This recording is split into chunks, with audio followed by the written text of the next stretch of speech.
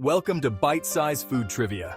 Today we're exploring the history and art of making dumplings. It all starts with the dough, a simple mix of flour and water, kneaded to perfection and rolled thin.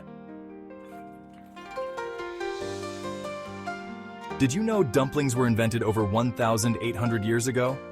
During the Han Dynasty, a Chinese physician named Zheng Zhongjing created them to help villagers survive harsh winters and cure frostbite. The magic of dumplings comes from their filling: juicy pork, garlic, ginger, soy sauce, sesame oil, and crunchy cabbage. Next, we assemble. Scoop, fold, and pinch to bring dumplings to life. Finally, it's time to cook.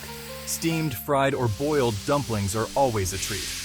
Dumplings have inspired similar foods worldwide, such as Italian ravioli and tortellini, which some believe were influenced by Marco Polo's travels to China. Japanese jiaozi, directly inspired by the Chinese dumpling known as jiaozi, features a thinner wrapper and pan-fried preparation, making it a beloved dish in Japan. Dumplings aren't just delicious. They symbolize wealth and prosperity because their shape resembles ancient Chinese gold ingots.